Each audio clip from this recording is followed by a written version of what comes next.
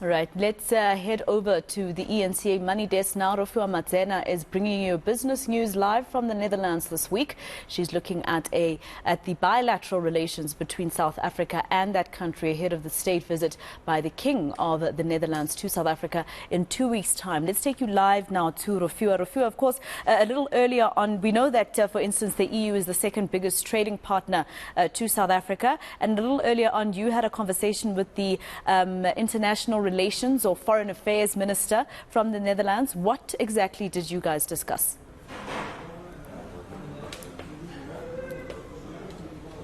It was a very robust conversation, and a very good afternoon to you and our viewers, Masejo.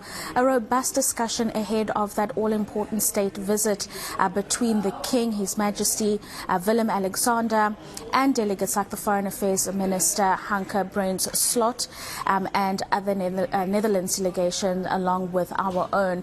And the big talking points here, Masejo, were how do we use South Africa's strategic positioning not only to make it a part of the broader African strategy, but also to leverage on the resources and the skill set that South Africa would have to offer, and vice versa coming from the Netherlands. We spoke about the importance of education, the empowerment of women and children. The minister was actually lamenting the fact that in over 200 years, it's for the first time that they've got 2 female cabinet ministers in the Netherlands government. That is a scary statistic, but she says these are things that we need to work towards. There is also an acknowledgement that South Africa does have strategic partnerships with the BRICS partners. So how does the EU, the Global West, if you will, work with this new realigned formation that is the Global South, being BRICS? And then it was indicated that South Africa will be getting a strong talking to about our stance on the war in Ukraine, our non-alignment stance, as the Netherlands has been very scathing against Russia. The Netherlands acknowledging that South Africa has led a peace mission, which is admirable, but we cannot allow for wars of this nature to be happening in this day and age.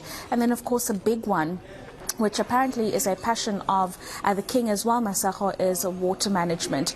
We're going to be talking about water management and infrastructure and how South Africa can benefit from the knowledge base and the skill set that the Netherlands comes with.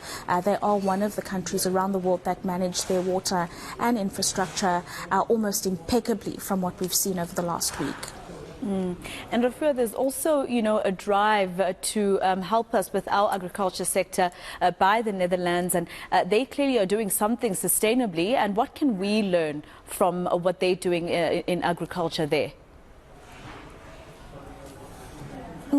It's wild, Masejo. So today we went to a place called the World Horti Center. So it is a huge educational trade facility where we are learning how to deal in sustainable farming, so greenhouse farming, indoor farming, and moving away from resource-intensive farming, the traditional way, where copious amounts of water is needed, and electricity as well. So, I mean, we saw for one plant of lettuce, what you would buy at your local grocery store, to make one of those is about 60 liters of water.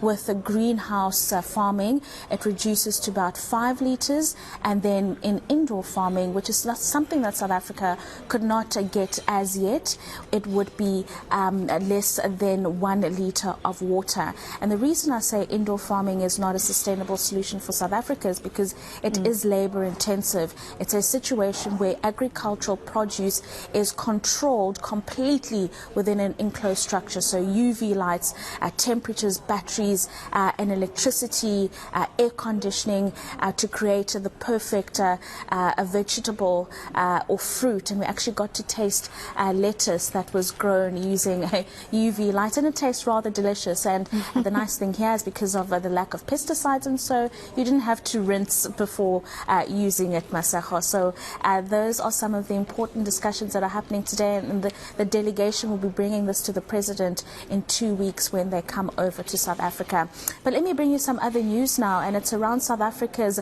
export of new vehicles. That data declining for the period of September, and the big contributors here is the pressures on the global economy. We are seeing many economies uncertain about the future, and so trading or importing a lot less than they traditionally would, and our automotive sector is suffering from that as well. We're also dealing with the higher inflation and also the high cost of living, which has impacted households as well.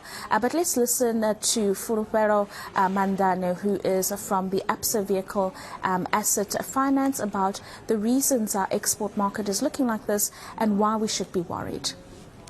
The export industry in South Africa, and if you just think about the automotive industry at large, it contributes about 4.9% to the GDP.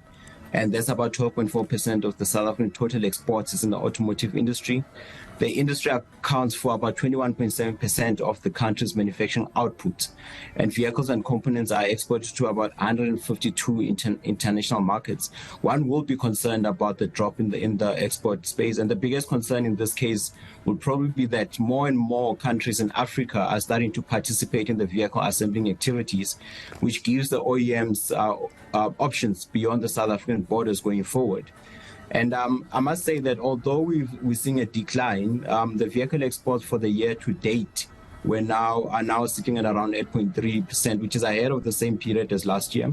The new vehicle sales for the year to date is sitting at 2.5%, which is also ahead of the same period last year.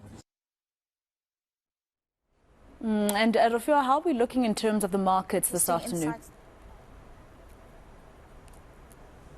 Yeah, Masego, it's a much better day than we had yesterday. The JSE trading in the green with gains across most of the local bourse, actually. What we are seeing is pressure continuing on the rand as the higher interest rate sentiment in the United States puts pressure on the local units. So you'll see that pressure coming through there. And then, of course, uncertainty about the local produce market when it comes to the avian flu, Masego. Those operating in that space very worried about what's to come. And just to give you some context, the egg issue is not one that's exclusive to South Africa. Sure, the circumstances in the Netherlands would be different, but for a pack of 12 eggs here right now, according to the data that we've just had a look at, it's about 75 rand for a pack of 12 eggs in the Netherlands at the moment. So that extra expense is being felt, whether it's via inflation or the avian flu in South Africa's case, is being felt by everyone across the world. And that is, I suppose, the new state of being, unless solutions can be found for sustainable economic growth.